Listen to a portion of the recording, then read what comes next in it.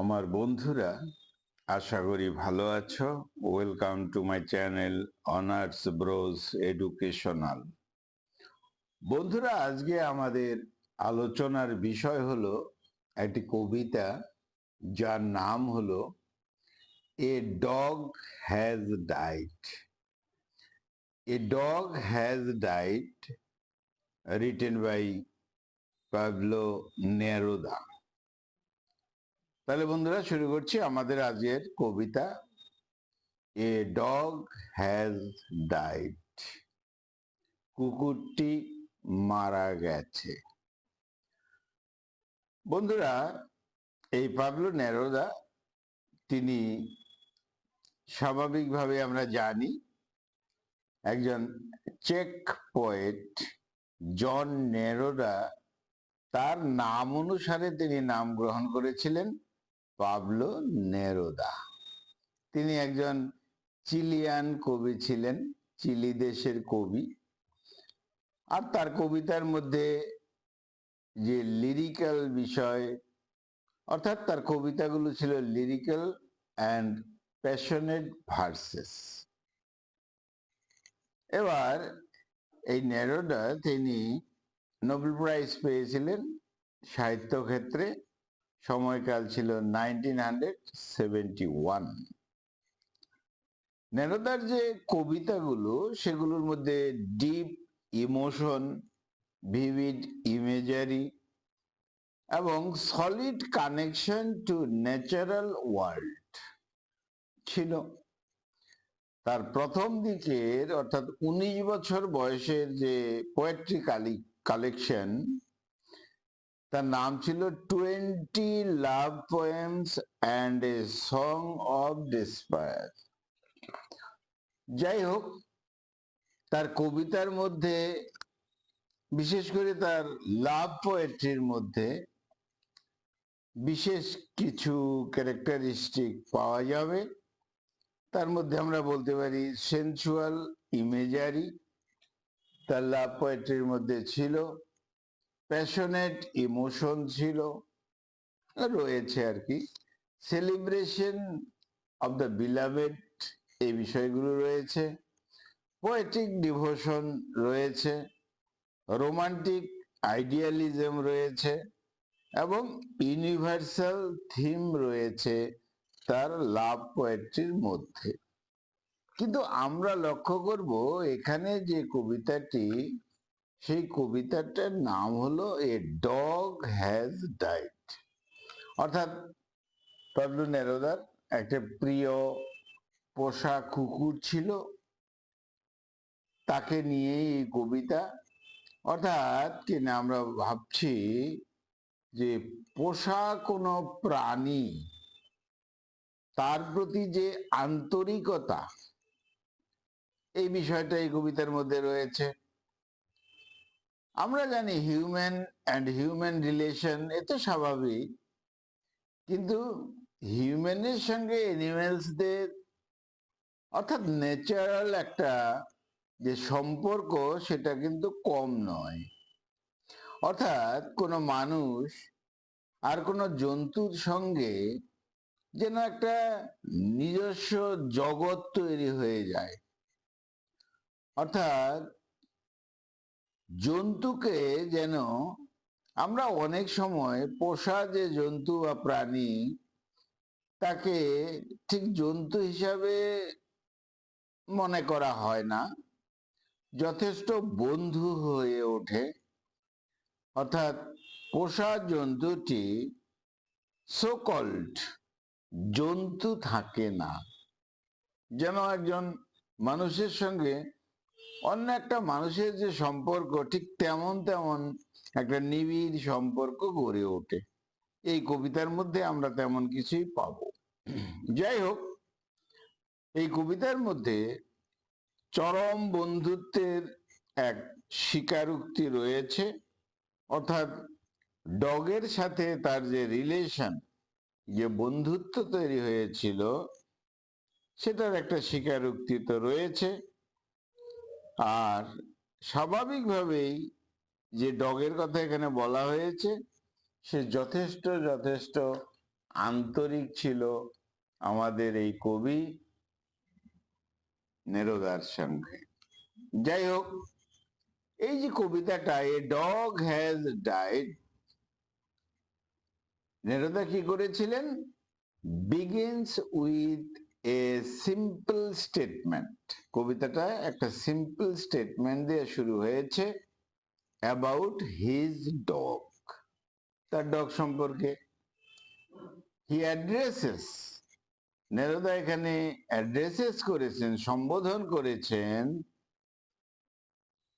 This loss in simple language. A dog has died, কুকুরটি তো মারা গেছে। আর সেই বিষয়টা তিনি তার যে লস, সেটাকেও সিম্পল ল্যাঙ্গুয়েজে তিনি কবিতাটা লিখেছেন। He has buried his dog, তিনি তার ওই কুকুরটিকে সমাধিস্থ করেছেন, কবর দিয়ে রেখেছেন। কোথায়? Next to a rusted old machine. Next to a rusted old machine, পাশে একটি পুরনো একটা মেশিন ছিল, মরিচিকায় পড়া, অর্থাৎ পুরনো দিনের। সেখানেই, অর্থাৎ পাশেই এই ডগটিকে, কুকুরটিকে সমাধিস্থ করে তিনি দেখেছেন। তারপর বলা হয়েছে কবিতায়, some day I will join him right there.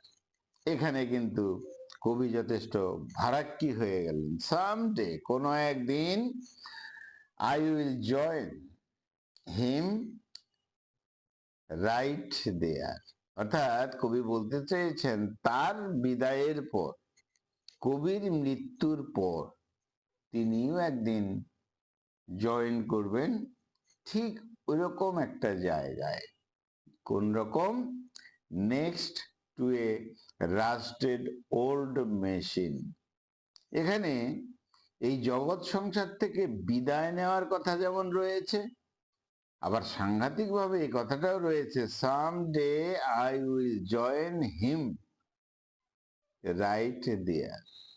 কবি এখানে তার কোনো প্রেমিকার কথা বলেনি, তার অন্য কোনো আপনজনের কথা বলেনি, যে তার বিদায়ে বা কবির মৃত্যুতে তিনি আবার গিয়ে তার সেই পোষা প্রিয় কুকুরটির সঙ্গে তার দেখা হবে, এমন একটা প্রত্যাশা, এমন একটা ভালোবাসার আন্তরিক যে সম্পর্ক রয়েছে। তাহলে এখানে নেরুদার যে emotional connection to his dog, এই ইমোশনাল কানেকশনটা যথেষ্ট কর্ডিয়াল, যথেষ্ট আন্তরিক। আর কবির একটা বিশ্বাস রয়েছে, বা বিশ্বাস এখানে ফুটে উঠেছে, যে I will join him right there, অর্থাৎ আফটার লাইফ, আমাদের মানুষের, জন্তুদের, প্রাণীদের, অর্থাৎ মানুষের যে আফটার লাইফ, এই বাস্তব পৃথিবী, বাস্তব জগতের পরেও যে একটা জগৎ রয়েছে, সেখানে প্রিয়জন বা প্রিয়দের সঙ্গে দেখা হবে। অর্থাৎ আফটার লাইফ সম্পর্কে কবির একটা চিন্তা চেতনা রয়েছে। হি অলসো বিলিভস, তিনি বিশ্বাস করতেন, one day he will be buried in the ground next to the old machine. কবির এটা একটা ধারণা কি, যে ওয়ান ডে, একদিন, হি উইল বি বারিড, তাকেও সমাধিস্থ করা হবে, in the ground next to the old machine, ওই ওল্ড মেশিনটি যে রয়েছে তার বাড়ির কাছে, তার পাশেই কবির মৃত্যুর পর তাকেও সমাধিস্থ করা হবে। অর্থাৎ কি না, এখানে কবির একটা চিন্তা চেতনা হলো আফটার লাইফ সম্পর্কে। যেমন কুকুরটি বিষয়ে একটা ইমোশনাল কানেকশন পাওয়া যাচ্ছে, একটা কর্ডিয়াল রিলেশন পাওয়া যাচ্ছে, আন্তরিক বিষয় পাওয়া যাচ্ছে, আবার কবির যে আফটার লাইফ সম্পর্কে যে একটা বিশ্বাস, সে বিষয়টাও লক্ষ্য করা যাচ্ছে। অর্থাৎ মৃত্যুর পর কবি যেন ওই কুকুরের সাথে আবার দেখা হবে, তাদের বন্ধুত্ব ফিরে পাওয়া যাবে, এমনই প্রকাশ। সাধারণত আমরা এই ধরনের কোনো আপনজন, কোনো প্রেমিক প্রেমিকা, তাদের বিষয়ে এরকম বলা হয় যে মৃত্যুর পরে আবার দেখা হবে, এতটাই ভালোবাসা। ঠিক এখানে এই কুকুর সম্পর্কে, এই ডগ সম্পর্কে, নিজের যে পোষা ডগ তার সম্পর্কে নেরেডো অর্থাৎ তিনি প্যাবলো নেরুদা প্রকাশ করেছেন। পরবর্তীতে বলা হয়েছে Neruda's believe and lack of believe circles around heaven. একটা স্বর্গীয় চিন্তাও এখানে রয়েছে। এখানে পুয়ার ম্যানার্স হিসাবে বলা হয়েছে কুকুরকে, কিন্তু এ কথাও বলা হয়েছে dog waits for his arrival. ওই পোষা কুকুরটি যেন অপেক্ষা করবে আমাদের কবি প্যাবলো নেরুদার জন্য। তাই বলছে ডগ ওয়েটস, অপেক্ষা করবে ফর হিজ অ্যারাইভাল। কি সাংঘাতিক ভাবে ভালোবাসতেন তিনি। অর্থাৎ জন্তু জানোয়ারের প্রতি যথেষ্ট ভালোবাসা তো তার ছিলই। এখানে এই কবিতায় তার পোষ্য যে কুকুরটি তাই নিয়ে কথা বলেছেন। এবার এখানে বলা হয়েছে নেরুদা কম্পেয়ার্স, তুলনা করেছেন দ্য ডগস টেইল, কুকুরের যে লেজ, to the movement of A fan. অর্থাৎ কুকুরের যে লেজটা সেটা মুভমেন্ট করে, সেটা যে কি করে ফ্যানের সঙ্গে তুলনা করা হয়েছে। শুধু তাই নয়, ওয়েভস ইন ফ্রেন্ডশিপ, এমন ভাবে তার লেজটা নাড়ায় যেন তাদের ফ্রেন্ডশিপ, তাদের বন্ধুত্বটা, সেটা বন্ধুত্বটা কি হয়, ধাবিত হয় বা প্রবাহমান। যাই হোক, তাহলে এখানে যে রিলেশনশিপ দেখানো হয়েছে উইথ হিজ ডগ, কুকুরের সঙ্গে যে রিলেশনশিপটা দেখানো হয়েছে, his dog was his companion, তার সঙ্গী হিসাবে।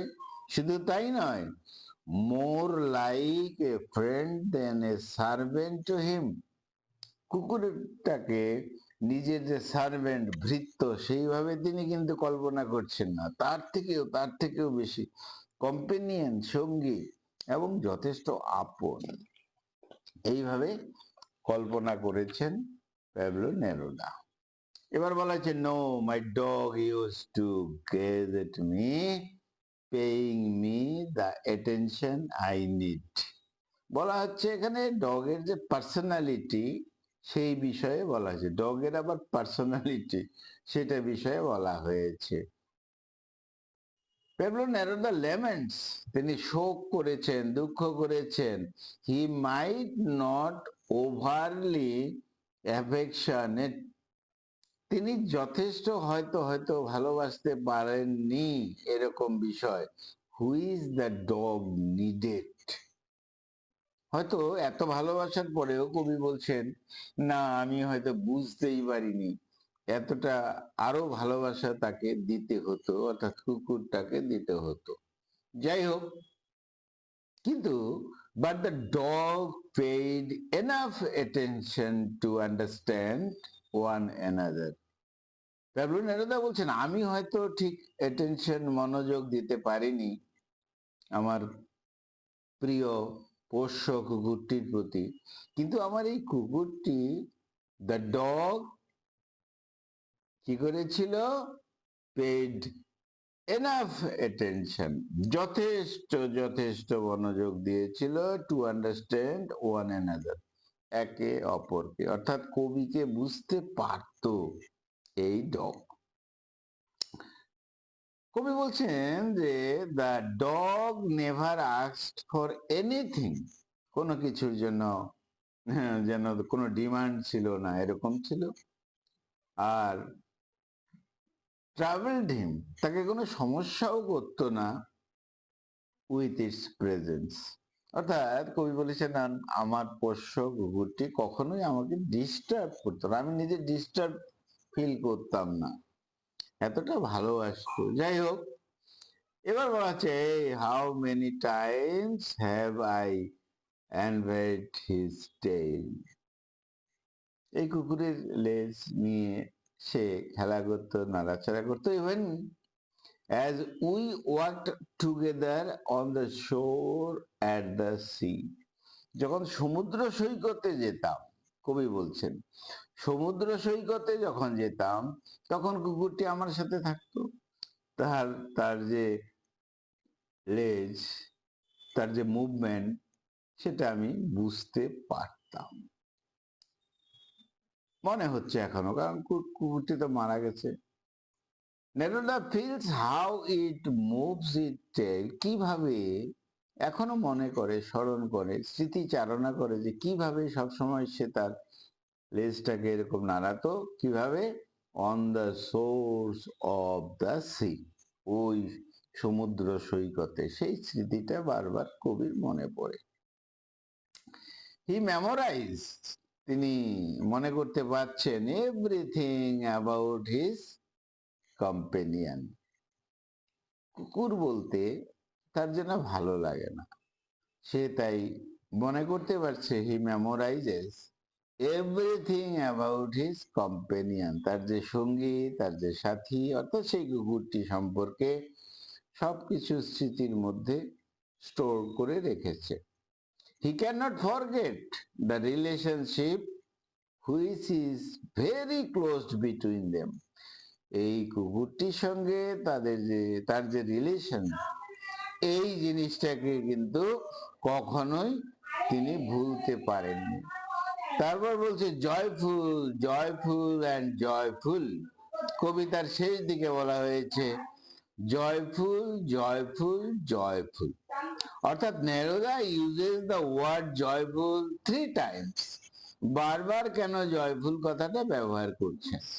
কারণ তার দ্বারা বোঝা যাচ্ছে, যিনি বুঝাইতে চাচ্ছেন যে লিমিটলেস জয়, যথেষ্ট আনন্দিত হয়েছেন কবি, আনন্দিত থেকেছেন কবি এই পোষ্য কুকুরটি যখন তার সাথে থাকতো। অর্থাৎ it is something that only dog know, কতটা যে আন্তরিক ছিল সেটা কিন্তু তার এই ডগ বুঝতে পারতো, একমাত্র কুকুরটি বুঝতে পারতো, আর কিন্তু কেউ বুঝতে পারবে না। Humans do not have the same capacity. Pablo Neruda বলছেন যে আমার এবং পোষ্য কুকুরটির সঙ্গে যে আন্তরিকতা, যে রিলেশনশিপ, সেটা অনলি ডগস নো,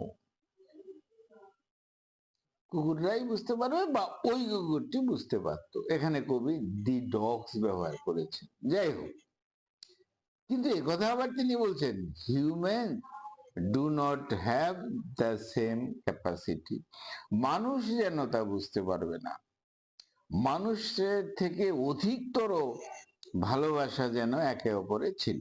কবিতার শেষ লাইনে বলা হয়েছে there are no goodbyes for my dog who has died. There are no goodbyes, কোনো বিদায় আমি জানাবো না,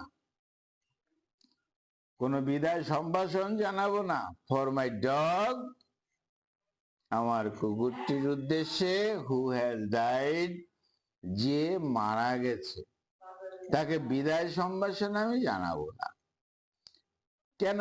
এই কথার দ্বারা একটা প্রকাশিত হচ্ছে বিষয় যে কতটা আন্তরিকতা ছিল, যে ডগ তাকে বিদায় জানাতেও কষ্ট হচ্ছে। অর্থাৎ ডগ বিষয়ে তার যে স্মৃতির মধ্যে সব ধরে রেখেছে, এতটাই আন্তরিক, এতটাই বন্ধুত্ব, এতটাই রিলেশন, এতটাই ফ্রেন্ডশিপ, যে তাকে বিদায়ও আমি জানাতে পারবো না।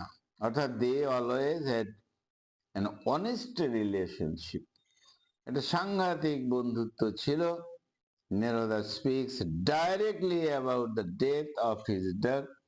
তার কুকুরের মৃত্যু সম্পর্কে এখানে বলা হয়েছে এবং all there is to it, সবকিছু সবকিছু আমার যে বন্ধুত্ব, আমাদের যে রিলেশন, সবকিছু এই কুকুরটি জানতো, সবকিছুই। অর্থাৎ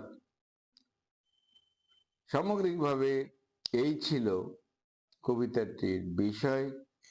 অর্থাৎ কবির অনেক কিছু জুড়ে, তার স্মৃতি জুড়ে রয়েছে তার যে প্রিয় কুকুরটি, যেটি মারা গেছে।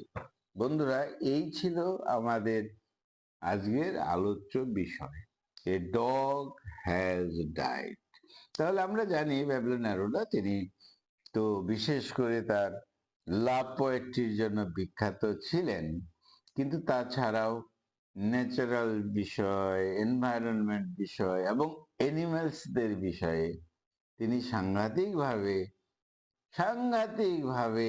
এই অ্যানিমালসদের প্রতি যথেষ্ট ভক্ত অনুরক্ত ছিল। আর তার যে এই যে জন্তুদের প্রতি প্রেম ভালোবাসা, অ্যানিমালসের প্রতি প্রেম প্রীতি ভালোবাসা, এটা আমরা এই কবিতার মাধ্যমে বুঝতে পারি। এ ডগ হ্যাজ ডাইড, কতটা শোকাহত তিনি ছিলেন, এটা আমরা এই কবিতার মধ্যে পেতে পারি। তাহলে বন্ধুরা, এই ছিল আজকে আমাদের আলোচনার বিষয়, a dog has died, written by, কবিতাটা কে লিখেছেন? প্যাবলো নেরুদা, একজন চিলিয়ান পোয়েট। বন্ধুরা, খুব ভালো থেকো, আমার চ্যানেলটা সাবস্ক্রাইব করো। Thank you.